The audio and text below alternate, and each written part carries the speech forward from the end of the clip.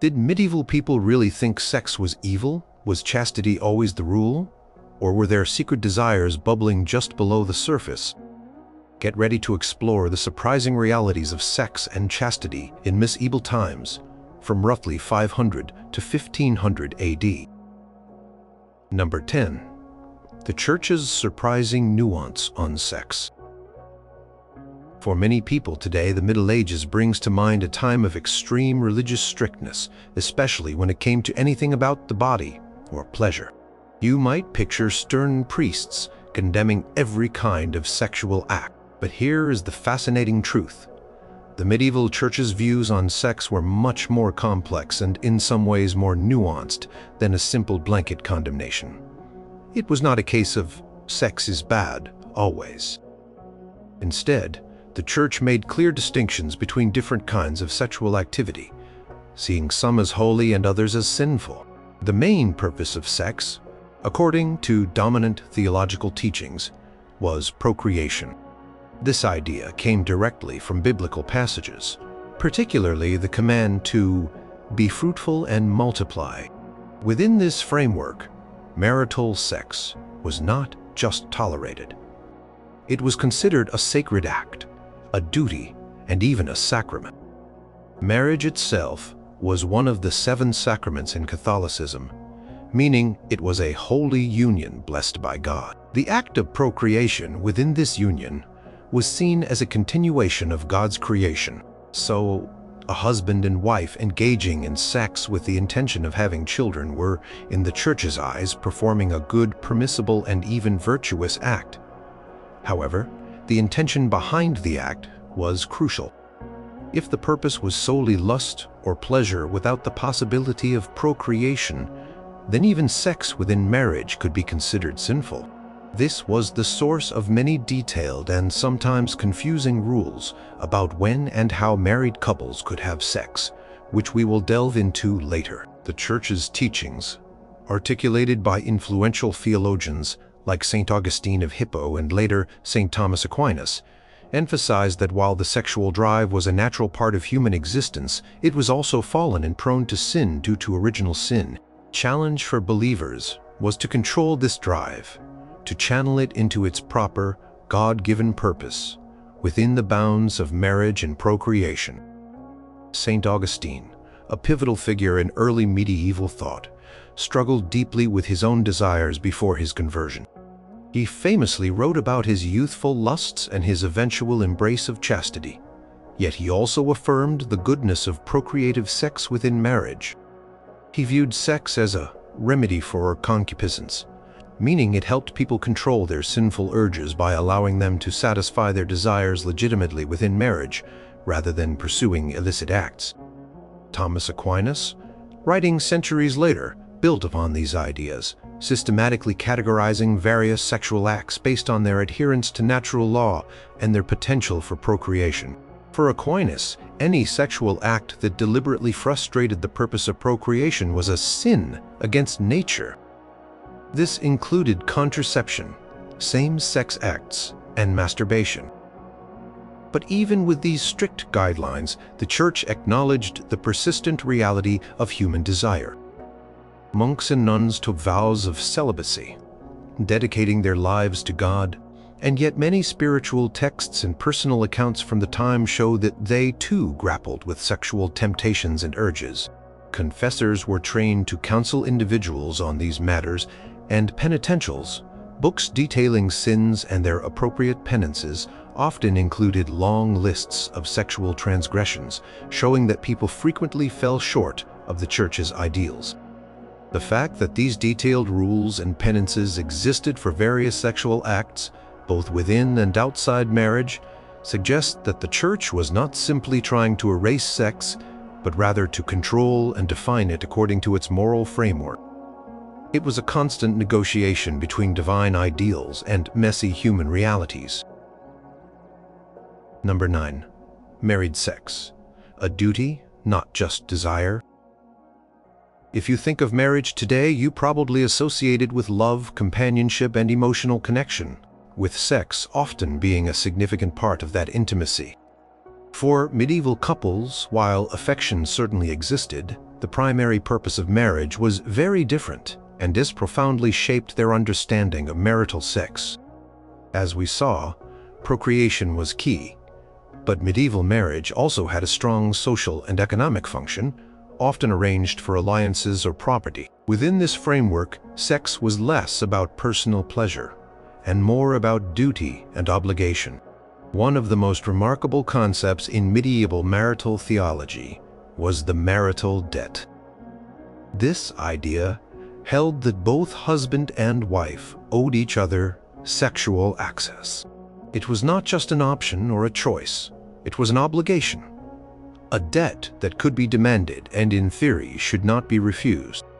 If a spouse refused to pay the marital debt without a very good reason, such as illness or a vow of temporary abstinence, they were considered to be committing a sin. This concept arose from the teachings of St. Paul in the Bible, who wrote, "The wife does not have authority over her own body, but the husband does. Likewise, the husband does not have authority over his own body, but the wife does." This passage was interpreted to mean that a married person's body was at the disposal of their spouse for the purpose of procreation and to avoid temptation. However, this duty came with a surprisingly long list of restrictions. Church, while blessing procreative sex in marriage, also placed limits on when and how it could occur. These restrictions were often tied to religious feast days, periods of fasting, or specific physical states. For instance, sex was forbidden during all of Lent, a significant fasting period before Easter. It was also prohibited during Advent, the period leading up to Christmas. Sundays and other major feast days were also off-limits, as these were considered holy days, dedicated to worship and spiritual reflection. During these times, physical pleasure was seen as distracting from spiritual devotion. Beyond the calendar, there were also prohibitions related to a woman's body. Sex was generally forbidden during menstruation, during pregnancy, and for a period after childbirth. These prohibitions were partly rooted in ideas of ritual purity, drawing from older traditions, and partly in medical beliefs about women's bodies. For example, it was believed that sex during menstruation could lead to deformed children. The specific length of time after childbirth varied, but it was often quite long, sometimes extending to 40 days or even longer. Coinciding with the churching of women's ceremony, where a woman was purified after childbirth, even the position for sexual intercourse was scrutinized. The missionary position, with the man on top and the woman on her back, was overwhelmingly preferred and considered the most natural and righteous, as it was deemed most conducive to procreation. Any other position was often labeled as unnatural and potentially sinful, even if it occurred within marriage. This rigid adherence to a single acceptable position highlights the deeply ingrained belief that sex was primarily for reproduction, not for varied pleasure. These detailed rules and regulations, often found in penitentials, manuals used by confessors to guide people through repentance, show just how much the Church sought to regulate even the most private acts of married life. For a medieval couple, finding a time when sex was permissible and then ensuring it was done in the right way could be quite challenging.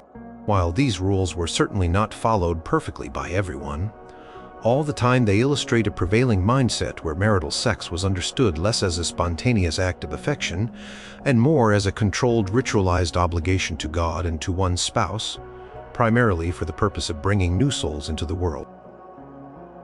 Number 8. The secret world of contraception and abortion. In an age where large families were common and infant mortality was high, you might think that people would always want to have as many children as possible. And while medieval society certainly valued children and procreation, the truth is that people throughout the Middle Ages, just like people in any era, sought ways to control their fertility. Despite the Church's unwavering and severe condemnation of contraception and abortion, there was a persistent if secret world of practices and remedies aimed at preventing or ending pregnancies. Church viewed any attempt to prevent conception as a grave sin, a direct defiance of God's command to be fruitful. This applied to various methods, from herbal remedies to magical charms. Similarly, abortion was considered an even more serious sin, especially once the fetus was believed to have gained a soul. Different theological opinions existed on when ensoulment occurred, with some believing it was at conception and others at a later stage, like the quickening, when the mother first feels the fetus move. Regardless of the exact timing, abortion was seen as the destruction of potential human life, a form of homicide in the eyes of the Church. Despite these severe condemnations, historical evidence suggests that people were quite resourceful in seeking methods to control their fertility. Medieval herbals, medical texts, and even court records hint at the use of various plants and practices for contraceptive or abortifacient purposes. Herbs like rue, pennyroyal, and savin were commonly mentioned as having properties that could induce menstruation or terminate a pregnancy. These herbs were often prepared as infusions or poultices. It is important to note that many of these remedies were likely ineffective, and some were even dangerous, leading to severe illness or death for the woman. Without modern medical knowledge, the line between medicine and poison was often blurred. Beyond herbal remedies, people also resorted to more superstitious or magical methods. Charms, amulets, and specific rituals were sometimes employed, driven by a belief in their power to influence fertility. These practices often blended folk traditions with fragments of older pre-Christian beliefs adapted into the Christianized world. For instance, some texts describe wearing specific objects or performing certain actions during intercourse to prevent conception. These practices, while not scientifically effective, reflect a desperate desire to control one's reproductive life in an era with limited options. Evidence of abortion is more difficult to track, precisely because it was so condemned and therefore hidden. However, court records, especially those dealing with infanticide, sometimes reveal instances where women sought to end a pregnancy and then disposed of the fetus. These cases were often met with harsh penalties, particularly if the child was born alive and then killed. The desperation of women, often single or impoverished, who faced the societal shame and economic burden of an illegitimate child, sometimes led them to extreme measures. The existence of such practices, even in the face of severe religious and legal penalties, dews the deep human desire to control one's own body and future. It reveals a hidden side of medieval life where people navigated the rigid moral framework of their time with secret knowledge and desperate measures, seeking solutions to very human problems that the Church did not sanction.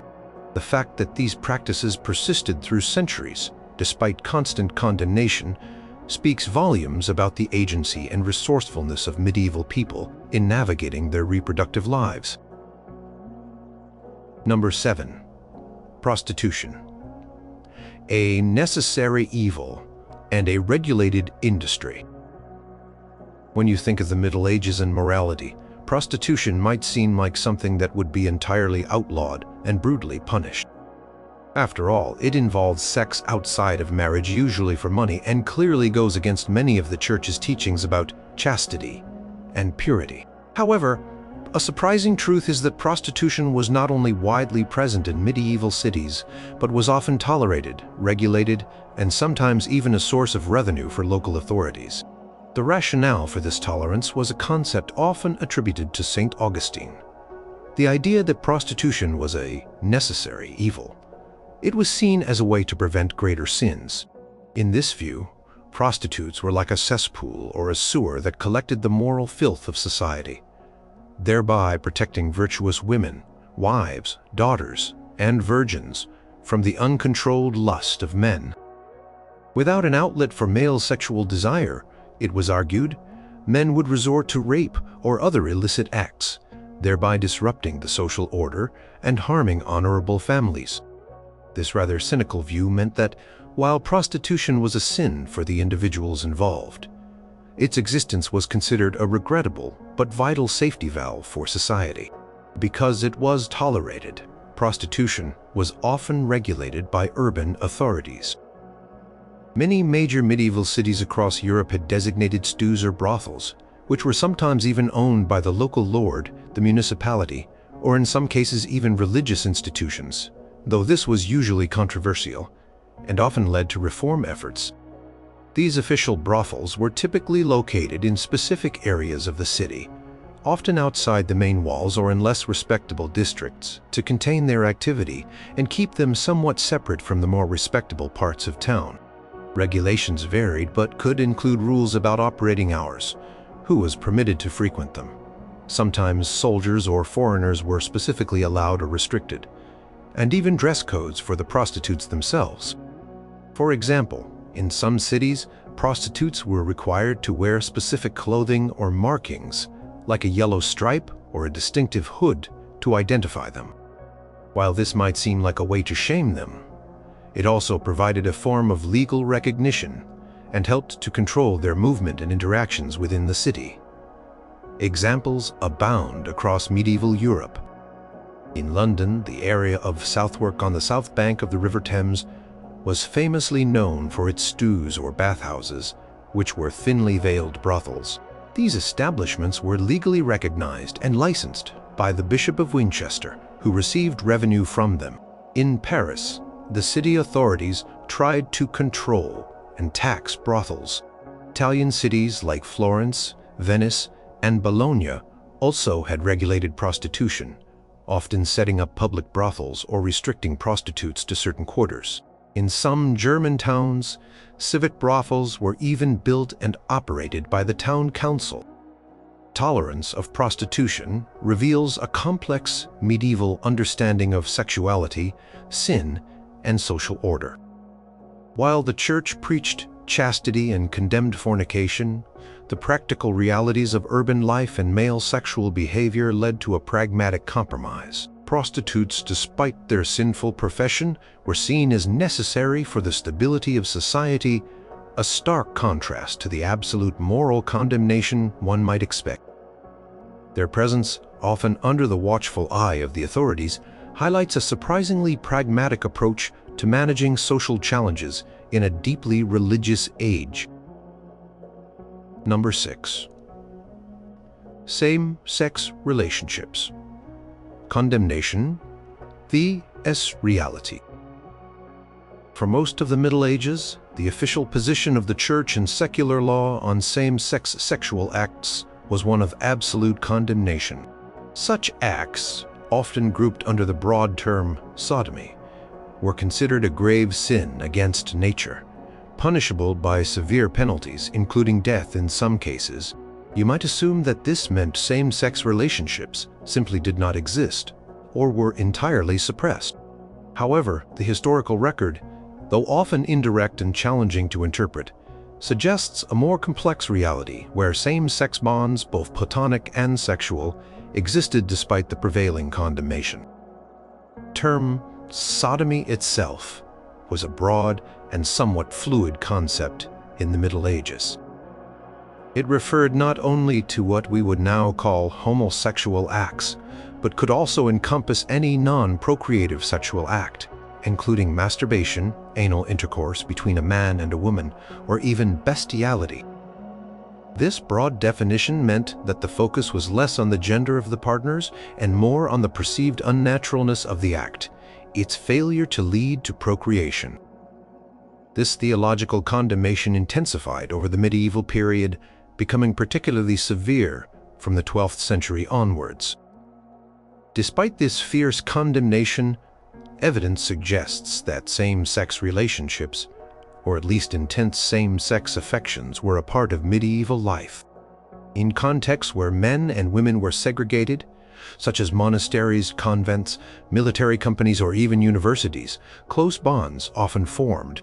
While many of these bonds were undoubtedly platonic, deep friendships, spiritual camaraderie, or mentorship, some historical accounts hint at more intimate relationships. Letters, poems, and even legal documents, when read carefully, can offer glimpses into a world where same-sex desires and relationships existed, even if they had to be hidden or expressed through coded language. For example, some medieval Latin poetry, particularly from intellectual circles, contains verses that express deep affection and even erotic longing between men. The language used sometimes mirrors the passionate expressions found in courtly love poetry directed towards women. These poems have been interpreted by some historians as evidence of homosexual desire, while others argue they merely reflect a culturally accepted form of intense male friendship. The ambiguity itself is telling, indicating a space where such expressions could be made, even if their ultimate meaning was left open to interpretation. Monasteries and convents, as single-sex environments, were often the subject of both rumor and official concern regarding same-sex acts. While most religious figures adhered to their vows, clerical visitations and reform efforts sometimes detail instances where monks or nuns were accused of or disciplined for engaging in unnatural acts. These accusations, while certainly not representing the norm, confirm that such relationships were a recognized possibility within these enclosed communities. For instance, the letters of Peter Damian, an 11th century cardinal, contain strong condemnations of homosexual behavior among clergy, which, while a condemnation, also indicates the existence of the behavior he was condemning. In secular society, sworn brotherhoods or military companionships could also foster intense bonds between men, sometimes bordering on the homoerotic. These relationships, often formalized by oaths, provided emotional and social support. While not explicitly sexual in most cases, they created a context where same-sex intimacy, even if not physically consummated, was a powerful force in men's lives. Challenge for historians is always to distinguish between intense platonic friendship and genuinely sexual relationships in a period where such acts were officially unspeakable.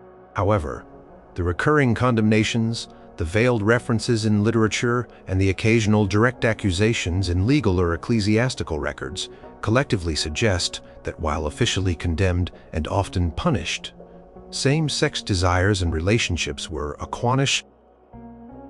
Number 5. Sexual violence and consent, a different landscape. Concept of consent, as we understand it today, a free, enthusiastic, and ongoing agreement to sexual activity, is a relatively modern development. In medieval times, the understanding of sexual violence, particularly rape, was vastly different, shaped by a social structure that prioritized property rights, honor, and lineage over individual autonomy. While rape was certainly considered a crime and a sin, its definition, how it was prosecuted, and the justice system's response reveal a starkly different landscape of gender and power. In medieval law, rape was primarily viewed as a property crime, an offense against the male head of the household, the father or husband, whose female property, daughter, wife, ward, had been defiled. The emphasis was often not on the woman's violation or trauma, but on the damage to her reputation, her marriage prospects, and the family's honor. The defilement of a woman diminished her value in the marriage market and brought shame upon her male kin.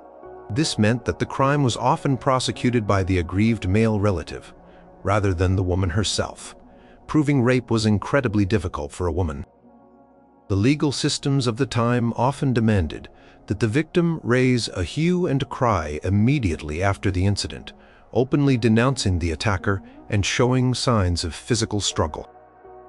If she did not do so promptly, or if she could not provide corroborating witnesses or physical evidence, her accusation could be dismissed as false, or she might even face charges of defamation.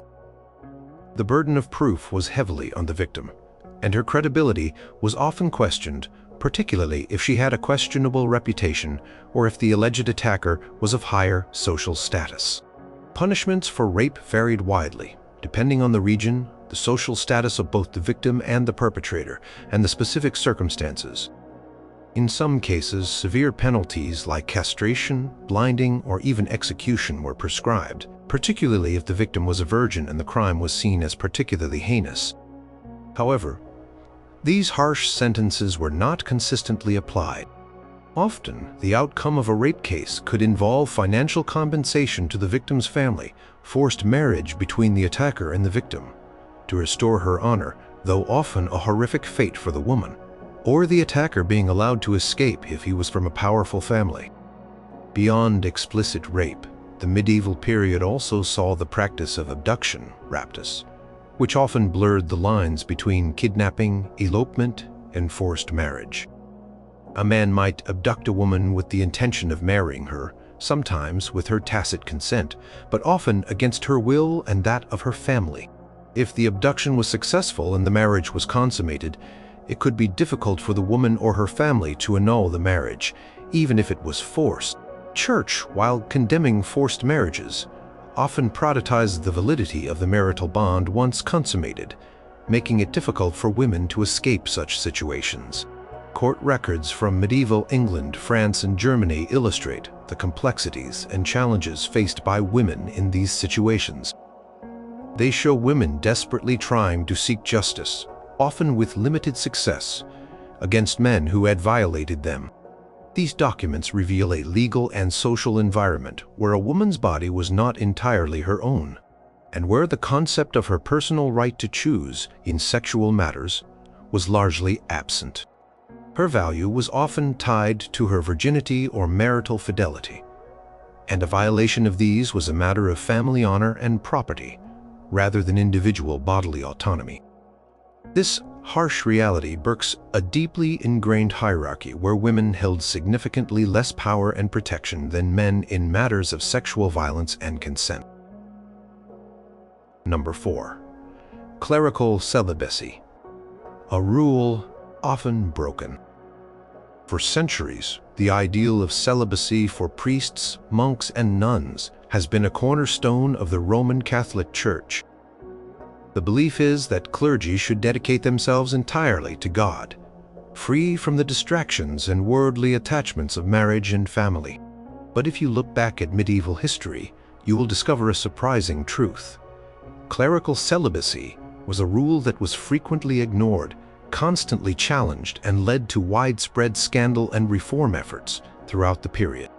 It was less of a consistent reality and more of an ongoing, often losing battle for the church authorities. Early Christianity did not always require celibacy for all clergy. In the first few centuries, many priests and even bishops were married men.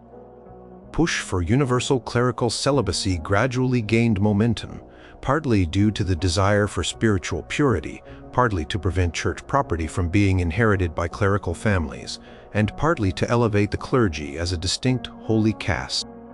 By the 11th and 12th centuries, particularly with the Gregorian reform movement, celibacy became an increasingly strict requirement across Western Europe.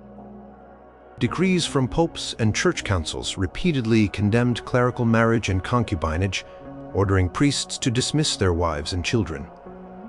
However, enforcing this rule was incredibly difficult. Many priests had been married before the rule became strict, or they continued to live openly with women they considered their wives, even if the church no longer recognized the unions. Others maintained concubines or mistresses in secret, or sometimes quite openly, in their rectories or homes. Children of priests were a common sight in medieval villages and towns.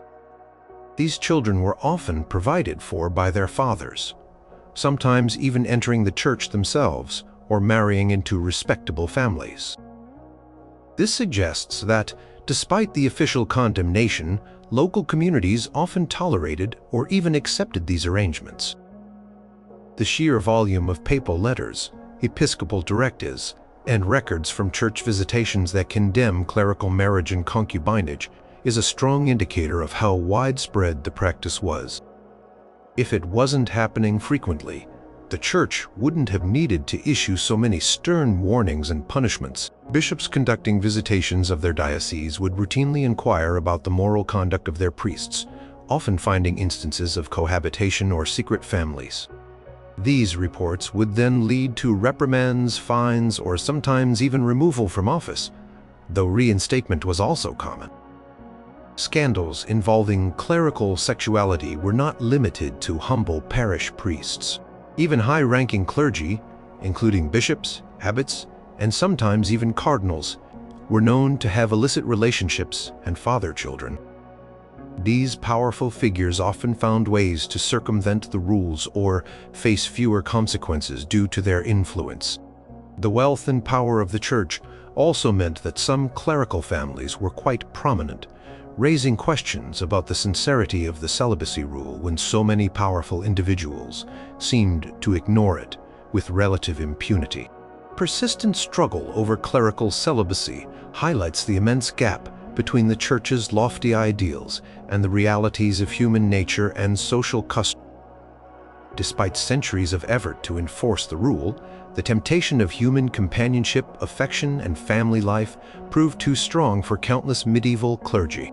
Their defiance, or perhaps their quiet disregard, of such a fundamental church law reveals a side of medieval society, where religious doctrine was often navigated, interpreted, and sometimes simply ignored by those who were supposed to uphold it most strictly. Number 3. Courtly love, passion, idealism, and adultery. When you hear about medieval romance, you might think of knights in shining armor, fair ladies, and grand gestures of devotion. This often brings to mind courtly love, a powerful literary and cultural phenomenon that emerged in the 12th century, particularly in aristocratic circles. But here is a fascinating and often surprising truth about courtly love. Despite its beautiful poetry and idealized expressions of devotion, it was frequently focused on extramarital relationships, and at its core often flirted with or even embraced the idea of adultery. Courtly love, or fin amour, as it was known in Old French, was not about a knight falling in love with his wife. Instead, it typically involved a knight or poet pledging his undying devotion to a married noblewoman, usually his social superior. The love was often unrequited or unconsummated, characterized by intense longing, suffering, and a constant striving for the lady's favor through acts of chivalry, poetry, and service. The knight would undergo trials and tribulations, fight bravely in her name, and express his deepest feelings in elaborate verse, all while the lady remains somewhat distant and unattainable. The key element here is that the lady was almost always married. This was not a minor detail. It was central to the entire concept. The marriage itself was often a political or economic arrangement, devoid of the romantic passion idealized in courtly love.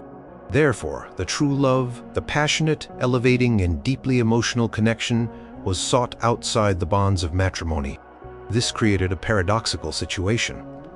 A system of love that was simultaneously highly moralistic in its demand for discretion and fidelity to the beloved, yet fundamentally immoral in its transgression of marital vows. So was courtly love, purely platonic, a form of intellectual or spiritual devotion that never crossed the line into physical intimacy, or did it often lead to actual adultery? This question has been debated by historians and literary scholars for centuries. Some argue that it was primarily a literary game, a sophisticated form of role-playing where the emotional intensity was the goal, not physical consummation. They point to the elaborate rules of courtly love, which often emphasized secrecy, suffering, and the refinement of desire, suggesting that the journey of longing was more important than the destination of physical union. However, others argue that while the literary expressions might have been idealized, the underlying emotions and desires were very real, and that courtly love often served as a cover or justification for actual adulterous affairs. The intense passion described in the poems, the clandestine meetings, and the descriptions of physical longing often hint at a desire for more than just a fleeting glance or a whispered word.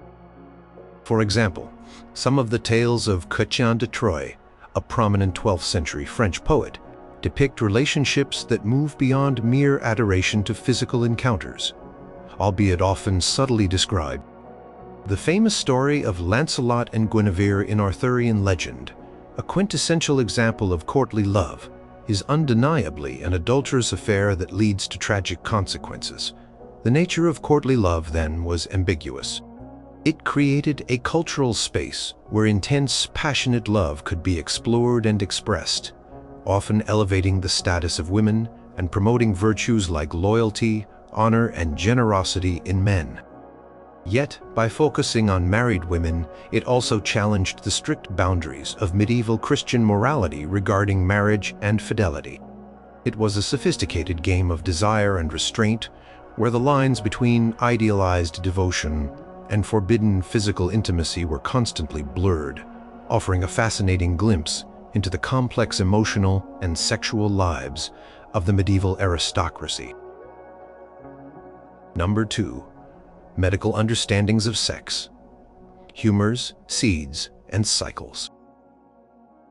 Forget everything you know about modern biology and anatomy. The medieval understanding of the human body, and by extension of sex and reproduction, was based on ancient Greek and Roman medical theories, primarily those of Hippocrates and Galen.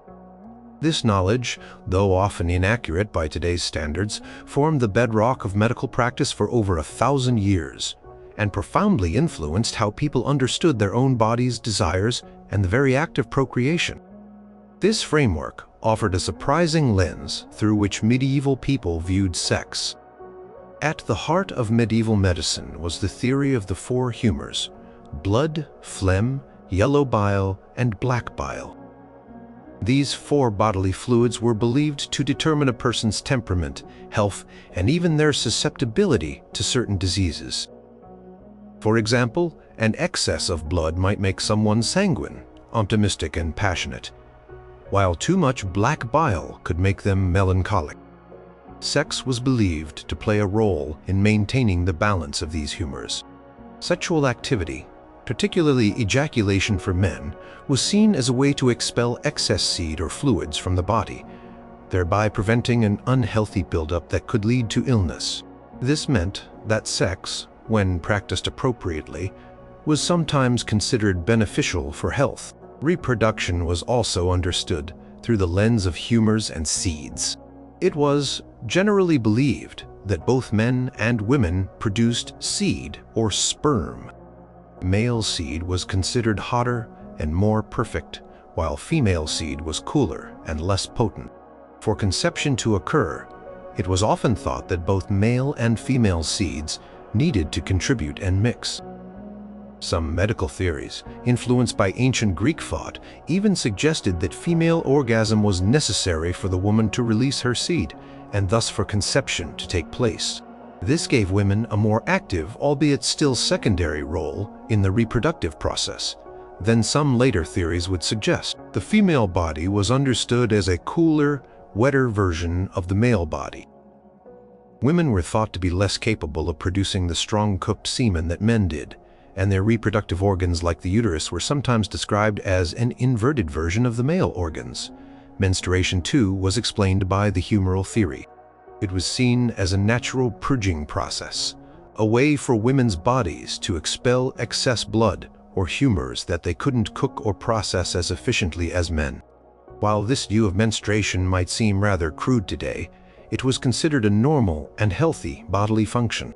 Medical texts like the Trotula, a collection of medieval treatises on women's health, attributed to a female physician in Salerno, Italy, though its true authorship is debated, offer incredible insights into these beliefs. They discuss remedies for infertility, methods for ensuring conception, and advice on pregnancy and childbirth, all steeped in humoral theory. These texts recommend specific diets, herbal remedies, and even sexual practices to influence a woman's fertility and the health of her offspring.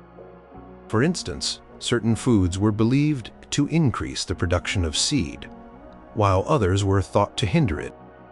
This medical framework meant that sex was not just a moral or social issue, but also a physiological one. Doctors and healers would advise on sexual practices not just from a religious standpoint, but from a perspective of bodily health and balance. Constant need to balance the humors meant that sex was sometimes encouraged for its health benefits, and at other times restricted to avoid imbalance. This perspective reveals a fascinating interplay between religious doctrine, folk wisdom, and rudimentary scientific inquiry in shaping medieval understandings of the human body and its most intimate functions.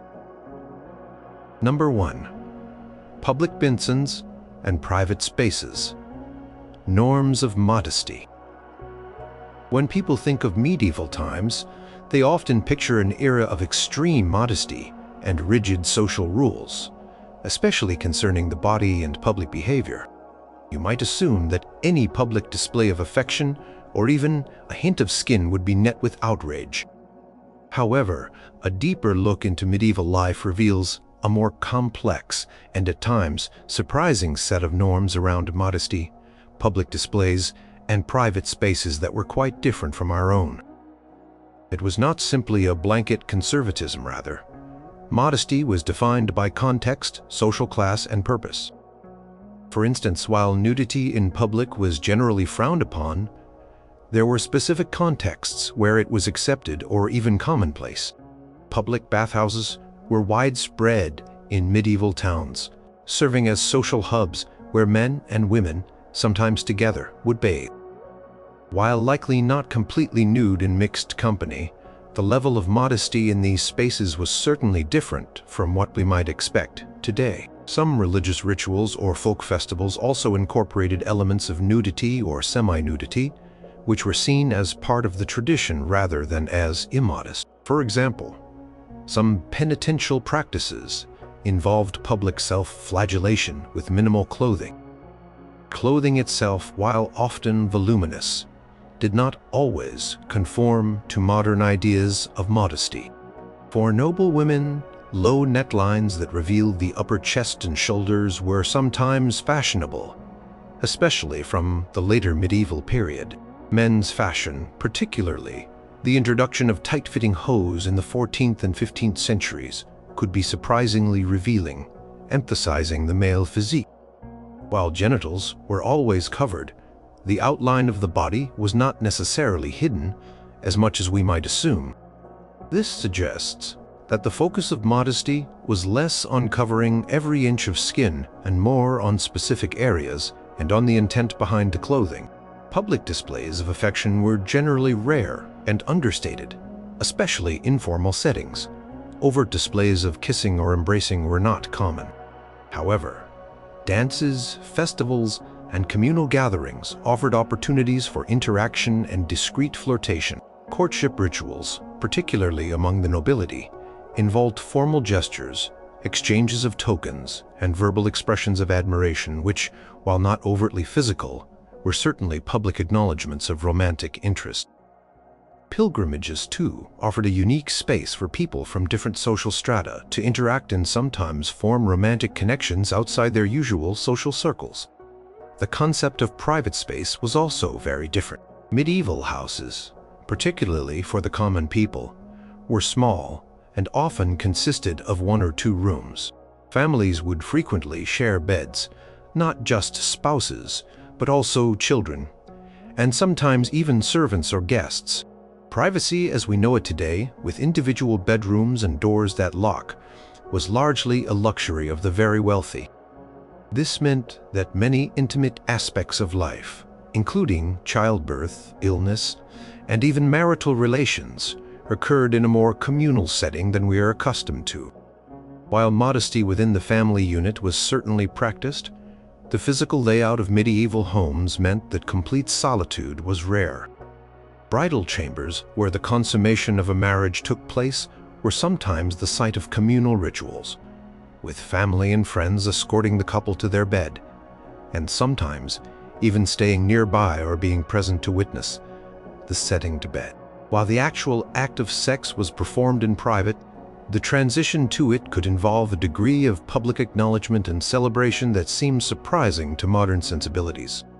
This highlights that while sex was considered a private act, the social importance of its consummation in marriage often meant that it was surrounded by communal rituals. Ultimately, medieval norms of modesty in public behavior were not a monolithic block of prudishness. They were shaped by a complex interplay of religious belief, social hierarchy, economic realities, and long-standing traditions. What was considered acceptable or shocking depended heavily on context, revealing a nuanced society where rules about the body and sexuality were constantly negotiated.